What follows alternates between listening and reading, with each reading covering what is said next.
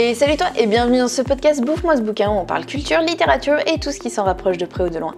Si tu veux soutenir le podcast, ça se passe sur ma page Tipeee ou Utip et laisse-moi remercier Lady Muse et Olivier qui sponsorisent l'épisode d'aujourd'hui grâce à leurs dons. Alors depuis le mois de décembre, j'ai une obsession totale pour Jean Telet et je dévore à une vitesse folle ces bouquins. Forcément, ce qui devait arriver arriva et je me suis dit que ce serait top en fait de te faire un épisode sur le magasin des suicides. Et pour la première fois depuis la création de ma série de podcasts, on va s'intéresser du coup à un film d'animation et un musical en plus. Comment on est passé d'un roman à ce concerto lugubre? D'où est venue l'idée totalement what the fuck de ce livre? Est-ce que Jean Telet est un dépressif qui s'ignorait? Je te dis tout dans ce podcast. Alors contrairement à d'autres films que j'ai pu traiter dans ce podcast, le magasin des suicides n'est pas forcément hyper connu, donc je pense qu'une rapide présentation est un petit peu indispensable. En gros, de façon vraiment schématisée, le magasin des suicides, c'est un roman d'anticipation, donc dans le futur pour ceux qui ne connaîtraient pas. Dans ce monde de demain, en fait, les gens sont totalement déprimés au point où la mort est devenue un vrai business. La famille Tuvache est elle-même spécialisée dans le domaine puisqu'elle tient une boutique de suicide. En gros, les futurs suicidés s'y rendent pour acheter un flingue, une corde, un poison, etc., etc. Et tout va le moins bien dans le pire des mondes jusqu'au jour où Alan, le petit dernier, naît. Propulsé dans une famille dépressive, il détonne à toujours sourire. Un vrai désastre pour l'entreprise familiale qui a une image austère à entretenir. À une vache près, voici l'histoire. Alors laisse-moi te parler d'abord du roman. Sorti en 2007, dans la tête de son auteur, Le magasin des suicides, en fait c'est un petit livre rigolo sans pression. Il l'écrit entre deux romans historiques et se dit que ce sera pas le livre de sa carrière, mais ça le fait bien marrer. Exactement comme pour Boule et la planète des singes, il se trouve que ce petit livre sans prétention sera son plus gros succès à l'international. Comme quoi, quand on te dit qu'il ne faut jamais se prendre la tête quand tu écris, c'est vrai. Quand on regarde le sujet du livre, on peut se dire que c'est un truc de dépressif, qu'on va avoir envie de se tirer une balle en le lisant et que l'auteur doit sûrement être un mec bien pessimiste. Au final, pas du tout. C'est bel et bien un roman qui est bourré d'humour et de cynisme. À l'origine, c'est d'abord le titre que l'auteur a trouvé avant d'avoir l'idée. Et oui, c'est assez original puisqu'habituellement, c'est plutôt l'inverse. Mais imagine-toi dans les bottes de Telet. Tu es en train d'écrire ton dernier roman biographique, un sombre truc qui raconte le dernier automne de Verlaine, et durant tes recherches, tu tombes souvent sur la mention d'un recueil qu'auraient écrit en fait des collégiens contemporains du poète et qui s'intitulerait Magasin des suicides. Nulle part t'arrives à trouver des extraits du dit recueil, mais tu trouves que le titre, il claque sa mère. Et te voilà dévoré par l'envie de deviner de quoi pourrait bien causer un tel livre. Dans le même temps, imagine que tu as un ado de 12 ans qui te réplique 40 fois par jour « La vie c'est de la merde !» Et là, paf, tu te dis « Et si j'écrivais un roman où les rôles étaient inversés ?» Un ado joyeux dans une famille dépressive. Et voilà comment tu crées un nouveau roman. Dans ce roman, tous les noms des personnages ont été soigneusement choisis, crois-moi. Le père, Mishima, est un hommage à Yukio Mishima, un écrivain qui s'est harakiri et c'est même en fait pour cette raison-là que le daron est un expert dans cet, entre guillemets, art de mourir. Plus subtil, la mère de famille doit son prénom à Lucrèce Borgia, qui était connue pour avoir l'empoisonnement facile. Et tu l'auras deviné, c'est donc pour ça que c'est madame qui s'occupe de cette spécialité dans la boutique familiale. Même les enfants n'ont pas été mis de côté, puisqu'en fait les trois rechons de la famille Tuvache portent tous les trois des prénoms de trois célébrités suicidées. Marilyn pour Marilyn Monroe, Vincent pour Van Gogh, Alan pour Turing. Bref, rien n'est laissé au hasard. Mais qui est vraiment le taré derrière cette œuvre? Jean Telet, ou comme nous l'appellerons Jeannot, n'était pas du tout destiné à devenir auteur à la base. Non, il a très vite suivi en fait une orientation mécanique auto, mais grâce à un de ses profs, il a pu intégrer une école de dessin. Comme quoi, l'avenir n'est jamais tout tracé. Là, il va s'adonner à l'art de la BD et notamment avec toute une série de reportages BD un peu dans le style de la série du documentaire Striptease. Donc déjà à l'époque, tu sens qu'il a une envie d'éduquer d'une façon assez originale et on le retrouvera plus tard. Après la BD, il décide de se lancer dans la télé, puis enfin dans l'écriture.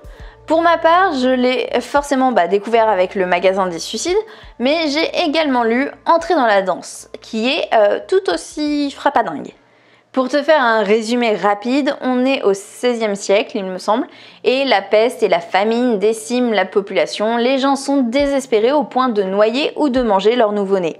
Bref, le bonheur absolu, jusqu'au jour où la folie éclate et que, las de tout ça, les habitants d'un quartier se mettent à danser sans s'arrêter. Et puis cette folie s'étend de rue en rue, et voilà Tipa qu'on se retrouve avec tout Strasbourg qui danse jusqu'à mourir d'épuisement. Je savais que Jean Telet écrivait aussi des biographies et je t'avoue que ça ne m'attirait pas des masses. Pourtant, ma curiosité a été piquée et j'ai décidé de me pencher sur son roman Je, François Villon. Et là, j'ai capté que Telet et moi, on n'avait vraiment pas la même vision de ce que c'était une biographie et il m'a convaincu que sa version était beaucoup plus stylée.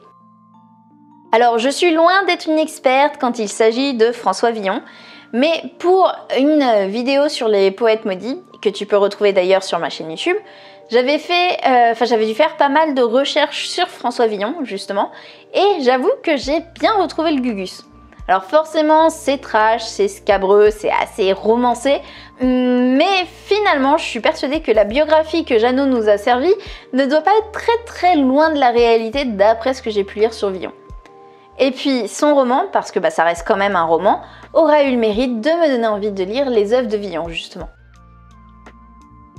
Pour revenir à Jeannot, j'ai appris durant mes recherches qu'il nous avait quittés en octobre 2022.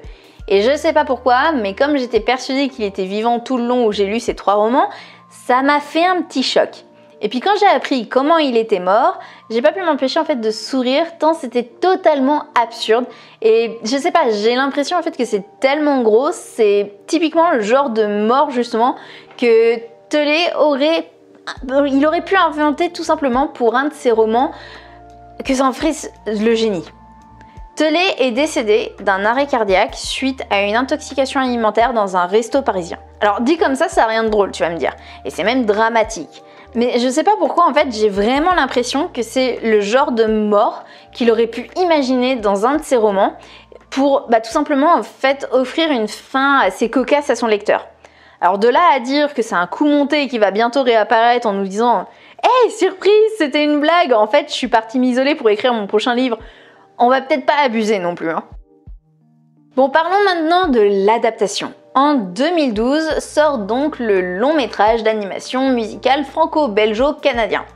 Son réalisateur, c'est Patrice Lecomte, aka le mec qui a fait Les Bronzés par exemple. Alors il y a aussi eu des pièces de théâtre qui ont adapté le roman, mais on va parler que du film de Lecomte. Pour sortir cette pépite, oui je ne suis absolument pas objectif, où est le problème ? Il y a eu un travail sur mesure. En gros, on a d'abord choisi les voix pour ensuite créer le physique des personnages.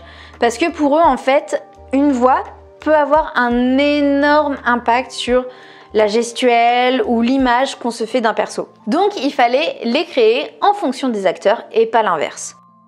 Pour le choix de la comédie musicale, ça a été une évidence. Même si Lecomte n'avait jamais réalisé un tel projet avant, il trouvait que ça s'imposait.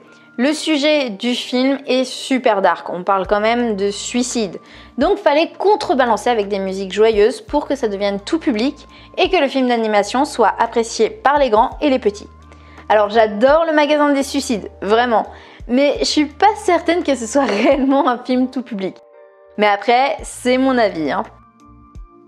Je t'ai raconté comment Jeannot avait choisi les prénoms de ses personnages pour le roman, mais est-ce que tu sais comment Lecomte a choisi sa ville pour le film d'animation ? Il voulait un croisement entre 2 lieux qui, pour lui, représentent la dépression à l'état pur. Le 13e arrondissement de Paris et la Corée du Nord. Ce film aux allures très Tim Burton, c'est pas moins de 4 ans de travail et 12 millions d'euros investis, mais ça vaut largement le coup si tu veux mon avis. Dernière anecdote, souvent on reproche au film les différences que l'on peut retrouver avec l'œuvre originale. Là c'est plutôt l'inverse. On reproche à Jeannot de ne pas avoir écrit la même fin que celle du film. La conclusion du roman a beaucoup fait parler d'elle. Et promis, je ne ferai aucun spoil, mais on va dire que c'est pas très joyeux. Alors que le film d'animation, lui, il pue le kitsch et la frestagada. En fait, c'est tellement mielleux la fin du film que ça en devient en fait ironique. On aurait pu penser en fait qu'une telle différence aurait fait grincer des dents Tolé. Après tout, des auteurs ont hurlé au scandale pour moins que ça. Bah pas du tout. Tolé a déclaré « Je n'emmerde jamais ceux qui m'adaptent. Du coup, tout le monde me trouve très sympathique. » Qu'est-ce que j'adore ce mec! Voilà, c'est tout pour aujourd'hui. J'espère que cet épisode t'aura plu. Je te dis à la semaine prochaine. Je t'embrasse fort. C'était Mélanie.